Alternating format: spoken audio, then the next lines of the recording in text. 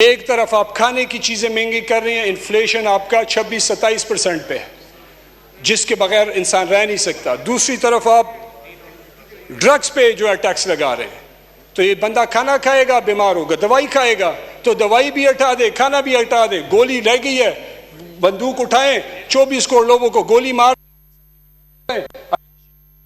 खत्म हो जाएगी, मजे करें, काम आसान होगा।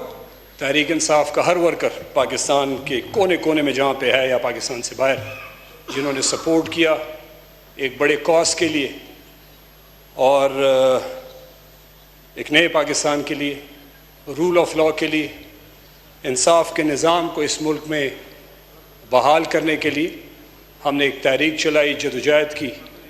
बड़े मज़ालिम हुए। उमर अयूब साहब ने कल बड़े अच्छे तरीके से एक्सप्लेन किया परसों। एक अजीब सी हालत से चेयरमैन साहब हम गुजरे सारे, घरों पे छापे, बच्चों को रात के 2-2 बजे हरासा करना, ख़वातीन को, बुज़ुर्गों को। ये पाकिस्तान की तारीख़ में नहीं, दुनिया की तारीख़ में जनाब चेयरमैन कहीं नहीं मिलता। इसकी जितनी मज़म्मत की जाए कम है, कोई इस पे फ़ख्र नहीं कर सकता। पूरी दुनिया में हम जलील हुए इस बात पे कि अपने लोगों पे जुल्म होता है, बच्चों पे जुल्म होता है, ख़वातीन पे होता है। सारे लोग आज भी जेल में हैं, बहुत सारे लोग हम सब पे केसेस हैं, कोई एक केस में जाता है, कोई दूसरे में जाता है। यहाँ तक पहुँचने में मेरे अपने घर पे 400 के करीब पुलिस आई। इतनी शायद किसी दहशतगर्द के घर पे भी ना गई हो पाकिस्तान में। जो मेंबर कौमी असम्बली, जो 2 दफ़ा मिनिस्टर रहा, सेनेटर रहे वालिद, MPs रहे, ये हालत हमने एटलीस्ट खैबर पख्तूनख्वा में तो नहीं देखी। हमारे वहाँ पे रिवायात थे, उन रिवायात का बेड़ा गर्क कर दिया। चादर और चार दीवारी का वो हाल किया को कभी तारीख़ में कभी नहीं हुआ। इसके साथ साथ इस्लामाबाद में, कैपिटल सिटी F7 में, मेरे चचा का घर, रात के 10 बजे पुलिस वर्दी में आए जनाब चेयरमैन, अपने साथ कटर लेके आए। कटर, बेशर्मी की इंतहा है। वर्दी में डाकू आए और सुबह के 4-6 बजे तक बैठे रहे, सेफ काटा, बच्चों के पर्स ले गए, जूते ले गए, कपड़े ले गए, सेफ में जो था वो ले गए।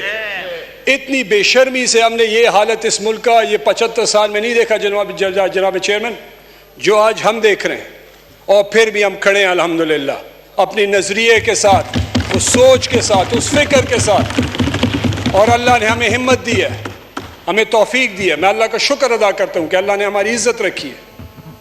फरियाद नहीं करना चाहता, लेकिन ये हकायक है।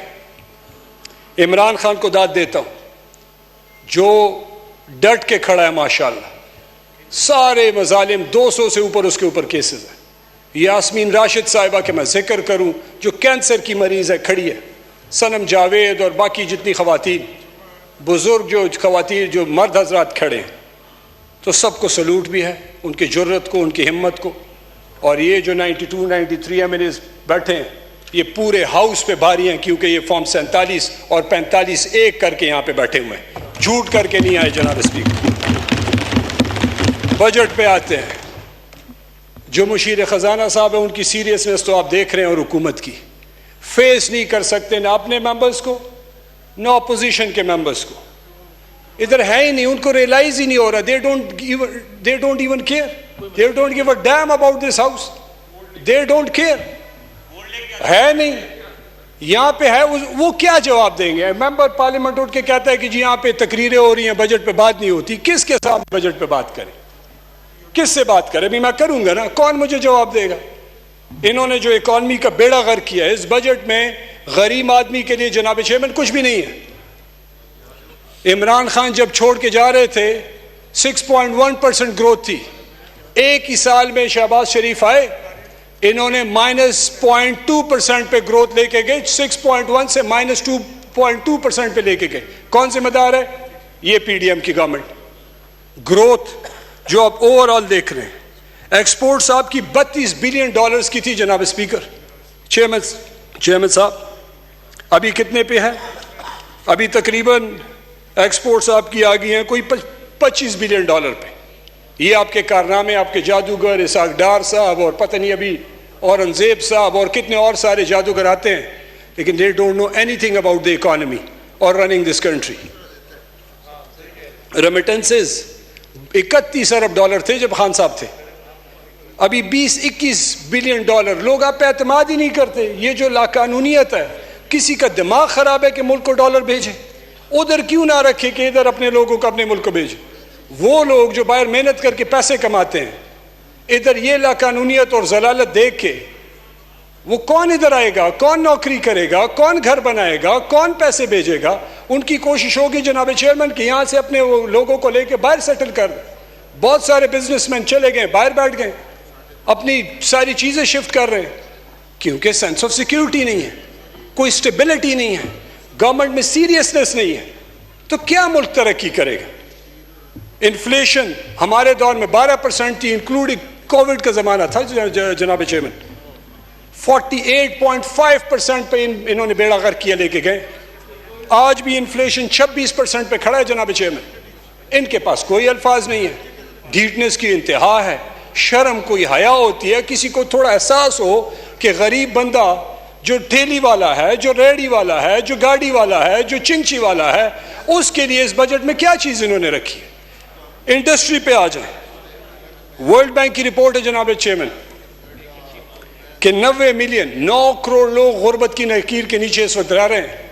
ये बजट जो औरंगजेब साहब ने पेश किया है फॉर्म 47 वालों ने, ये 30 तारीख को जब ये बजट पास होगा, 1 करोड़ लोग और गुर्बत की लकीर के नीचे इस पाकिस्तान में लेके जाएंगे।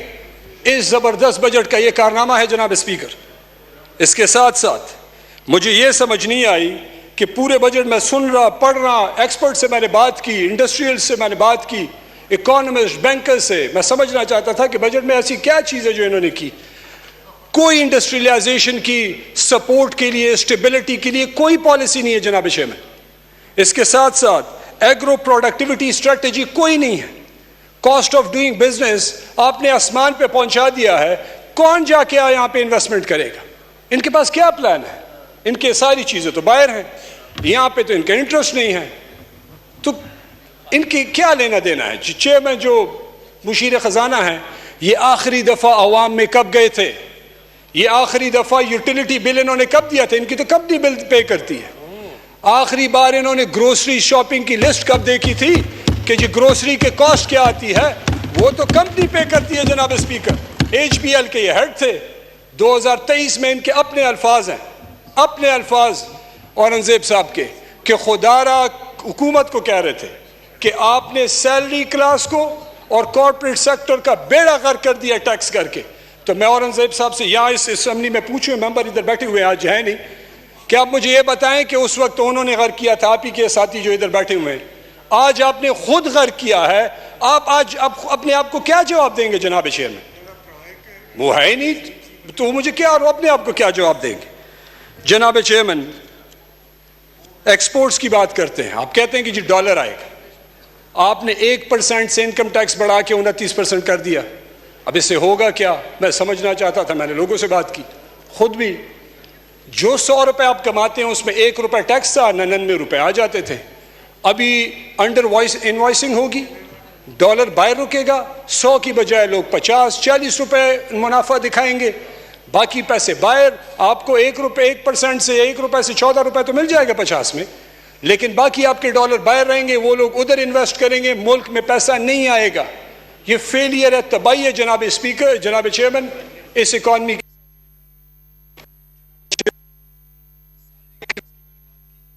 35% पे मैंने 2 दिन पहले एक तनख्वाहदार बंदे से पूछा, सरकारी बंदा, मैंने कहा कितनी तनख्वाह बढ़ी है? कि जी 9,500।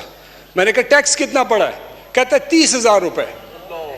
तो 9,500 बढ़ा के 30,000, तो 9.5 भी ना देते, 30,000 ये बढ़ाना था, 9.5 वो कर देते, 40,000 बढ़ा देते। उनका वैसा भी बेड़ा गर्क है। कर क्या रहे हैं जनाब चेयरमैन? ये लोगों को मजबूर कर रहे हैं कि लोग चोरी करें। ये आपके सामने बैठे तनख्वाहदार लोग, ये इस तनख्वाह में 10 दिन भी नहीं गुजार सकते, ये मजबूरन चोरी करेंगे अपने घर को चलाने के लिए। तो क्या तरक्की होगी जनाब स्पीकर चेयरमैन? एक और चीज़ जनाब चेयरमैन, फार्मास्यूटिकल की बात करते हैं। मुझे 2 मिनट दे, मैं वाइंड अप कर रहा हूँ। फार्मास्यूटिकल की बात करते हैं। आपने फार्मास्यूटिकल के रॉ मटेरियल पे 1% से सेल्स टैक्स बढ़ा के 18% कर दिया। एक तरफ आप खाने की चीज़ें महंगी कर रहे हैं, इन्फ्लेशन आपका 26-27% पे है, जिसके बगैर इंसान रह नहीं सकता। दूसरी तरफ आप ड्रग्स पे जो है टैक्स लगा रहे हैं, तो ये बंदा खाना खाएगा बीमार होगा, दवाई खाएगा तो दवाई भी हटा दे, खाना भी हटा दे। गोली रह गई है, बंदूक उठाएं, 24 करोड़ लोगों को गोली मार, खत्म हो जाएगी, मजे करें, काम आसान होगा। एक और चीज, जो नॉन प्रॉफिट या चैरिटेबल हॉस्पिटल्स हैं 50 bed and above, deputy speaker साहब शुक्रिया आप आ गए, हुकूमत ने 50 बेड या उससे ऊपर पे उनकी जो प्रोडक्ट सप्लाईज होती हैं नॉन चैरिटेबल हॉस्पिटल्स पे 18% का सेल्स टैक्स लगा दिया। अब चैरिटेबल हॉस्पिटल में तो ये साहिबान तो नहीं जाते जो हमारे बाएं हाथ पे बैठे हुए हैं, इनका तो सर दर्द भी हो जाए, इंग्लैंड जाते हैं, दुबई जाते हैं। गरीब बंदे के लिए तो ये चैरिटेबल हॉस्पिटल्स हैं, तो उन पे जीने मतलब दवाइयाँ भी बंद, अस्पताल भी बंद, खाना भी बंद। तो बस सीधा सीधा कह दें कि जिस बजट में आपके लिए गोली रह गई है वो खरीदें, अपने आप को गोली मार दें, या इनको कह दें कि उनको गोली मार दें, लोग फारिग हो जाएंगे।